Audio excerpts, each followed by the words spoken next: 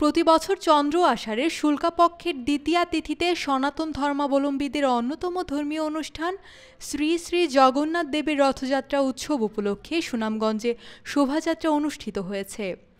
আজ রবিবার বিকেল ৪টায় সুনামগঞ্জ জগন্নাথ মন্দির পরিচালনা কমিটির আয়োজনে শহরের জগন্নাথ মন্দিরের সামনে থেকে কমিটির সভাপতি জেলা প্রশাসক মোহাম্মদ রাশেদ ইকবাল চৌধুরীর নেতৃত্বে একটি শোভাযাত্রা বের হয়ে শহরের মধ্যবাজার, পশ্চিম বাজার, ট্রাফিক পয়েন্ট, পূর্ব নতুনপাড়া, পশ্চিম নতুনপাড়া হয়ে আবারও জগন্নাথ মন্দিরের সামনে এসে শেষ হয়। এতে হাজারো সনাতন ধর্মাবলম্বী ভক্তের পদচারণায় মুখরিত হয়ে ওঠে রথযাত্রা অনুষ্ঠান।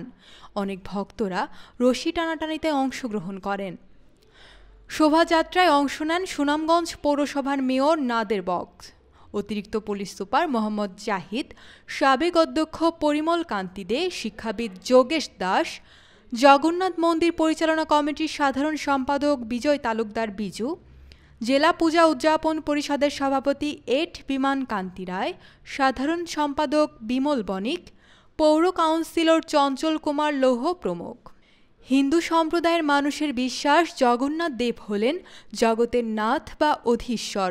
জগৎ হচ্ছে বিশ্বাস আর নাথ হচ্ছে ঈশ্বর। জগন্নাথ হচ্ছেন জগতের ঈশ্বর।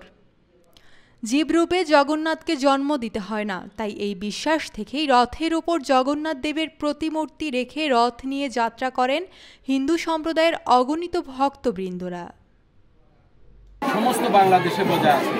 তার থেকে আমি ব্যক্তিগতভাবে যেটা মনে করি, আমাদের জেলাটা হচ্ছে আরও বেশি অসাম্প্রদায়িক একটা জেলা। এই অসাম্প্রদায়িক জেলার সুনামগঞ্জ শহরটা আরও সুন্দর। আমরা সবাই মিলেমিশে একসঙ্গে যে কোনো উৎসব, যার যার ধর্মের যে উৎসবে আমরা পাই, সেই উৎসবটা আমরা স্বতঃস্ফূর্তভাবে পালন করি। সবার সহযোগিতা নেই, সবাই সবাইকে সহযোগিতা করি।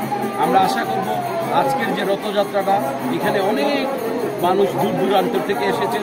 সনাতন ধর্মাবলম্বী যারা, তারা তো এসেছেনই, অন্য ধর্মের মানুষরাও এসেছেন।